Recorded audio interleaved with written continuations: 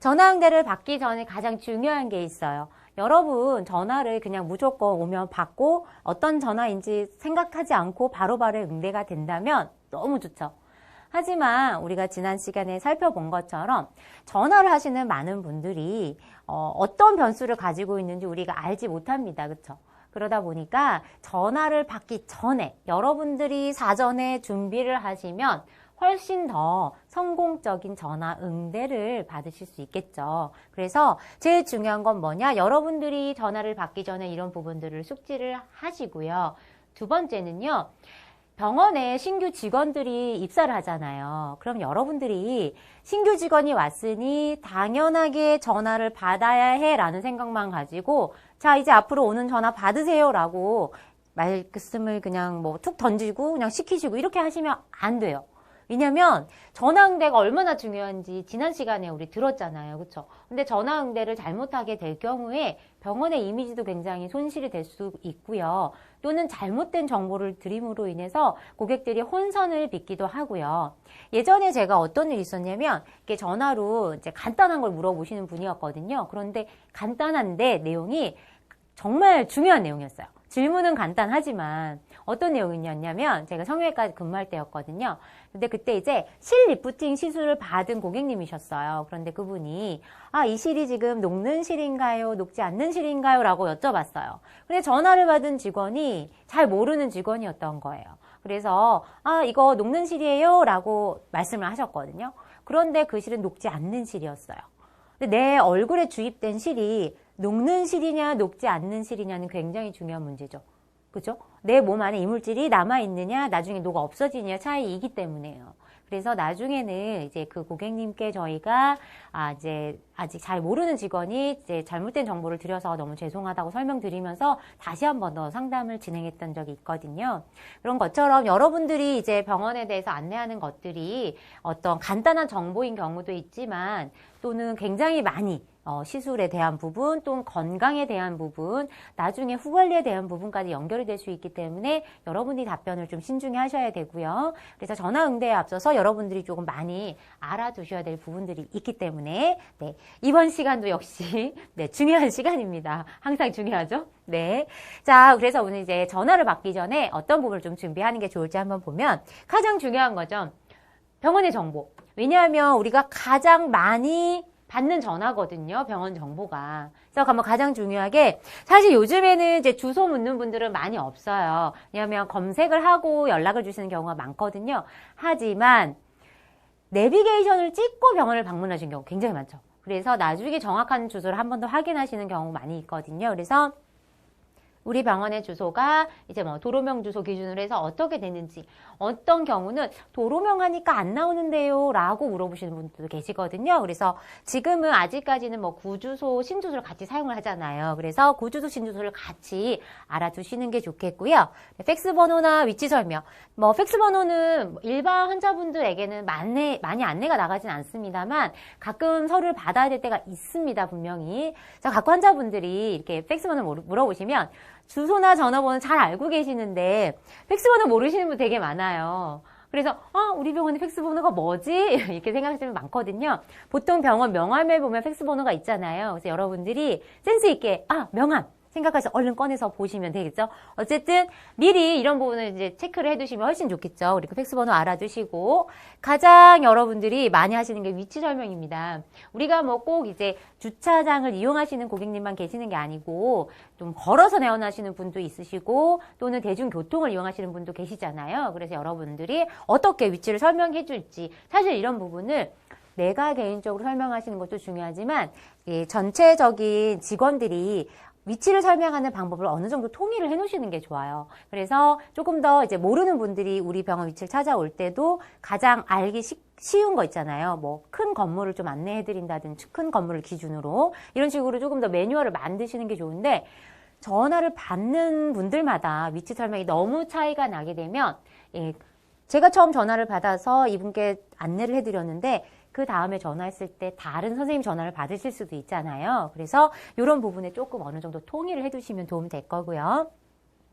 자, 우리 병원을 올 때 어떤 버스 노선을 이용해서 오시는 게 편한지 이런 부분도 무슨 동에서 오시는지 어떤 방향에서 오는지에 따라서 버스 노선이 좀 다르잖아요. 그래서 여러분이 몇 번 버스를 타고 어떻게 오시면 되는지도 알아두시면 굉장히 도움 되겠죠. 그리고 주차시설 뭐 아까 설명드렸던 것처럼 요즘 주차시설 굉장히 중요하고요. 그래서 뭐 저희 건물 지하로 오시면 됩니다 라든지 건물 뒤쪽에 있는 뭐 주차장을 이용하시면 됩니다. 뭐 이런 식으로 꼭 위치를 설명을 해주시고 또는 근처에 편의시설이라든지 또는 뭐 진료 시간이라든지 뭐 어떤 진료 과목을 우리가 주로 하는지 이런 부분들을 고객님들이 정말 많이 물어보시는 분들이기 때문에 이런 부분 확인해 주시고 자 원장님에 대한 정보가 있어요. 자, 이 부분은 조금 여러분들이 고민을 조금 하시긴 하셔야 해요. 예를 들어서 원장님에 대한 정보가 쉽게 그냥 노출을 해도 되는 정보일 수도 있고 아닐 수도 있습니다.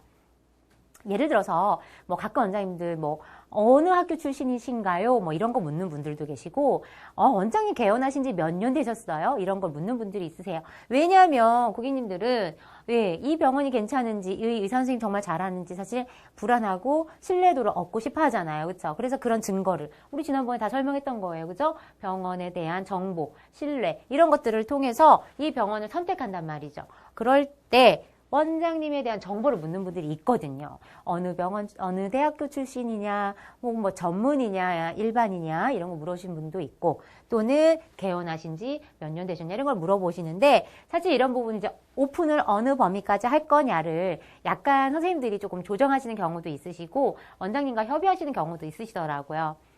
예전에 저는요, 병원에 근무할 때 어떤 분들이 뭐 원장님이 다니시는 교회까지 물어보시는 분들 계시더라고요. 근데 사실 그런 부분들이 원장 입장에서는 좀 사생활에 속하기도 하고, 이런 부분까지 내가 노출을 해야 되나? 이런 생각을 가질 수도 있기 때문에 뭐 의사 선생님들께 어떤 범위까지 노출이 가능한지 괜찮으신지 이런 부분을 좀 여쭤보시는 것도 괜찮으실 것 같아요. 그래서 어쨌든 환자분들이 물어보시는 건 사실 굉장히 많은 부분 물어보시거든요. 그래서 여러분들이 어느 정도 이제 기본적인 정보는 당연히 숙지를 하셔야 되겠고, 나머지 조금 사생활에 속하는 부분이라든지 이런 부분은 노출했을 때 별로 크게 도움이 되지 않겠다라는 부분이 어디까지인지 이런 부분도 여러분들이 체크를 해주시면 좋겠죠.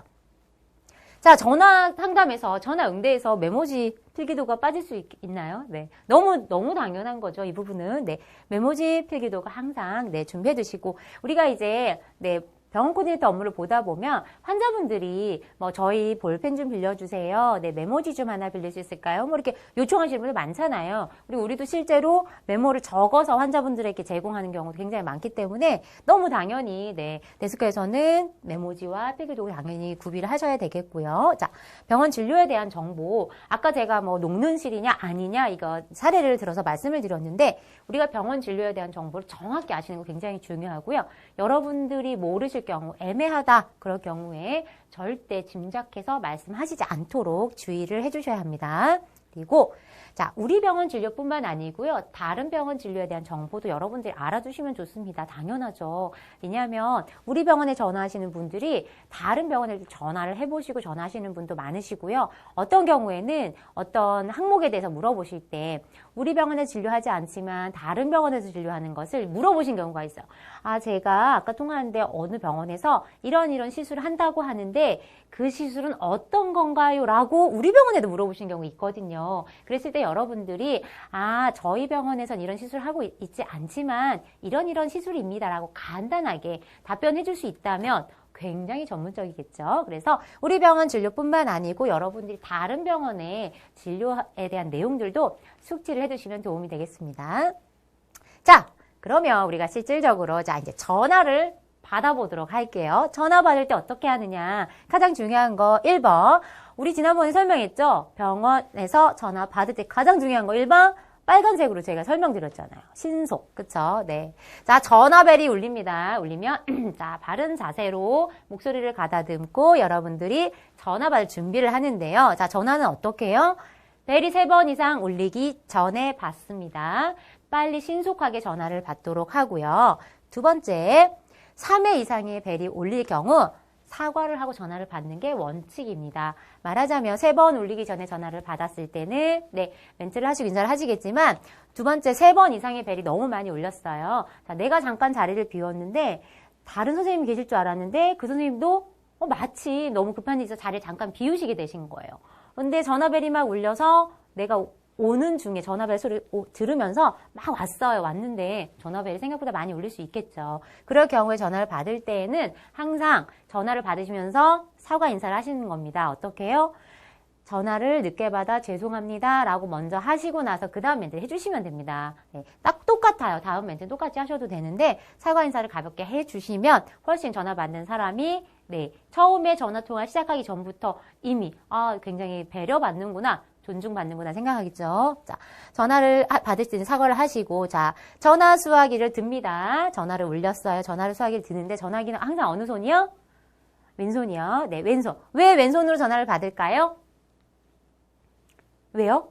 아시죠? 왼손은 네, 오른손을 놀게 하기 위해서. 오른손이 왜 놀아야 되나요? 네, 대기해야 되니까 놀아야죠. 네, 항상 메모를 해야 되기 때문에 전화는 항상 왼손으로 받으시고 오른손으로는 메모하실 준비를 하셔야 됩니다. 어떤 전화가 올지 모르기 때문에요. 항상 오른손을 비워두셔서 여러분들이 언제든지 필기를 할 수 있는 준비를 해주셔야 되고요. 자, 나는 왼손잡이인데 네, 거꾸로 하시면 되죠. 네, 왼손잡이이신 분들은 오른손으로 전화를 받으시고 왼손으로 필기 준비, 이렇게 준비를 하시면 되겠습니다. 자, 그 다음에 여러분이 전화를 딱 받았어요. 자, 전화를 받을 때 어떻게 해요? 병원 인사를 하죠, 여러분들. 병원마다 보통은 정해진 인사 멘트가 있는데요. 자, 이 멘트 중요한 거 뭐냐면요. 네, 병원의 이미지에 맞는 멘트를 우리가 쓰고 있느냐, 이 부분도 한번 생각을 해보실 필요가 있어요. 자, 예를 들면 어떤 병원에 병원 말고요. 요즘에 기업에서 그러잖아요. 사랑합니다 고객님, 이렇게 얘기하면서 전화 받죠. 자, 사랑합니다 고객님이 저희 병원 우리 고객의 우리 기업의 이미지랑 맞는지 이런 걸 생각을 하셔야 된다라는 거예요. 여러분의 병원에서는 어떤 인사를 쓰시나요? 이 멘트를 항상 한 가지를 사용한다고 해서 그 멘트를 고정적으로 사용한다라는 생각을 버리셔야 돼요. 버리시고, 지금 우리가 쓰는 멘트는 이런 멘트인데 조금 더 우리 병원이 고객에게 지향하는 방향을 생각을 해서 좀 바꿔보자 라고 생각할 수도 있습니다. 그래서 예를 들어서 우리 병원이 조금 불친절하다는 평이 좀 있었는데 조금 더 친절한 병원으로 가자라든지 이렇게 이미지 변신을 하실 수 있죠. 그러면 예를 들어 저희가 정성을 다해 모시겠습니다. 무슨 병원입니다. 이런 식으로 멘트를 바꿀 수도 있겠죠. 그런 식으로 여러분들이 멘트를 어떤 식으로 바꾸면 좋을지, 또는 미용 성형에 관한 병원들은요. 네, 오늘 더 예뻐지세요. 이렇게 인사하는 병원도 있어요. 오늘 더 예뻐지세요, 고객님. 이렇게 인사하기도 하더라고요. 그래서 어떤 인사 멘트를 쓰느냐에 따라서 분위기도 달라지고 고객님이 느끼는 또 기분도 달라지니까요. 이런 멘트에 대한 고민도 한번 해보시면 좋을 것 같습니다. 자, 그리고 인사 멘트와 더불어서 뭐가 있느냐. 자, 회사명과 부서명. 자, 우리는 회사는 아니고 병원명이 되겠죠. 네, 병원명과 부서명, 그리고 나의 직책과 이름을 밝힌다. 자, 보통 이제 인사 멘트 들어갔어요. 그쵸? 자, 정성을 다하겠습니다. 그 다음에 회사명, 네, 한국병원 서문원 실장입니다. 이렇게 가면 다 밝히는 게 되겠죠. 보통 병원에서 이제 부서명까지 밝히는 경우는 많지는 않습니다. 그래서 보통은 이제 병원 이름, 그 다음에 코디네이터, 김영희입니다. 이런 식으로 여러분이 멘트를 해주시면 되겠습니다. 그쵸? 또는 좋은 하루 되십시오. 한국병원 코디네이터 김선영입니다. 이런 식으로 넣으실 수 있겠죠. 그래서 여러분들이 이렇게 인사 멘트에다가 내 이름을 분명히 넣으셔서 전화를 받으시는 걸 항상 익숙하게 연습을 하셔야 되고요. 그 다음에 상황에 맞는 인사하기. 인사는 사실 환자분들이 이름을 딱 밝히고 나면요, 본인들이 본인의 의사를 막 열심히 말씀하시는 경우가 많아요. 그럴 때는 빠지는 경우도 있습니다. 그렇죠? 어느 때는 저희 같은 경우는 재진분들이 전화하실 때 있잖아요. 네, 전 상담실장 서문원입니다. 라고 전화를 받았어요. 받았는데 고객님이 네, 저 김진철인데요. 라고 말씀하셨어요. 그러면 제가 뭐라고 인사를 할까요? 네, 김진철님 안녕하세요. 라고 말씀을 드리면 되겠죠. 그래서 상황에 맞는 인사라는 것은 딱 정해졌다기라기보다는 여러분들이 누가 전화를 했느냐, 그리고 지금이 어느 시기이냐에 따라서 적절한 멘트를 해주시면 되겠습니다. 그리고 자, 연령대와 성별을 고려해라.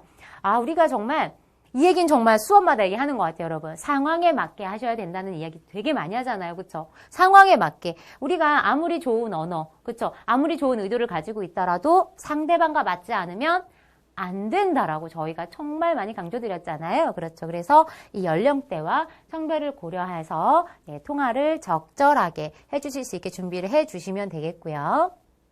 자, 전화를 이제 받았죠. 그러면 상대방이 이제 말씀하시겠죠. 아, 제가 지금 이 병원에 처음 전화를 하는 건데요. 블라블라블라 말씀을 하세요. 그러면 아, 상대방이 우리 병원에 처음 전화하신 분이구나. 아, 우리 병원의 진료를 확인하려고 전화를 하셨구나. 네, 용건을 이제 확인하시면 되겠죠. 그러면 항상 뭐요? 반복을 하셔야 됩니다. 여러분이. 자, 고객님이 아, 저희 병원에 처음에 전화를 주셨구나 라고 생각을 하실 때 여러분이 그냥 그 생각만 하시는 게 아니고 고객님에게 얘기를 하는 거죠.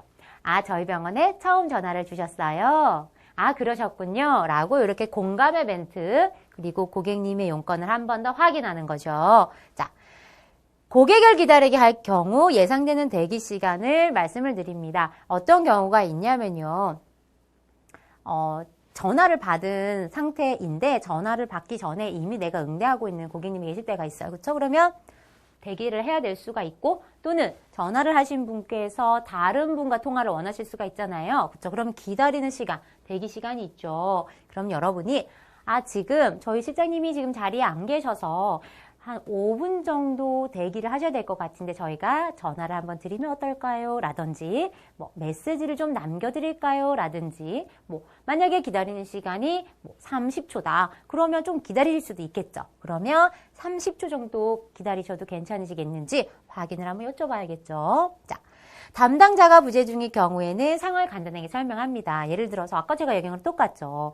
뭐 저희 지금 실장님께서 상담 중이셔서 바로는 통화가 어려우실 것 같은데요. 이렇게 상황을 설명하면서 자, 저희가 메시지를 남겨드릴까요? 아니면 다른 상담이 가능한 선생님을 바꿔드릴까요? 라고 할 수도 있고 또는 어떤 게 궁금하신지 말씀해 주시면 제가 대신 말씀드리겠습니다. 제가 대신 안내해 드려도 될까요? 이런 식으로 말씀을 드려서 고객님이 전화를 하신 분께 결정권을 드려야 됩니다. 여러분이 메모를 그냥 남길게요 라는 단서를 잡고 네, 메모 남겨둘게요. 기다리세요. 이렇게 말씀하시면 안 된다는 거예요. 우리가 아까 뭐 배웠죠?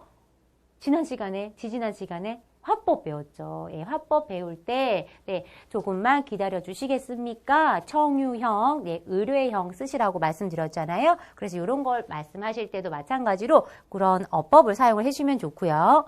자, 마지막에, 자, 용건이 다 끝났어요. 용건이 다 끝났죠. 지난번에 전화 응대할 때 말씀드렸습니다. 항상 전화는 언제요? 네. 상대방이 끊은 다음에 내가 끊어야죠. 그래서 전화 끄는 걸 확인하시고, 네, 요렇게 전화를 마무리해 주시면 되겠습니다.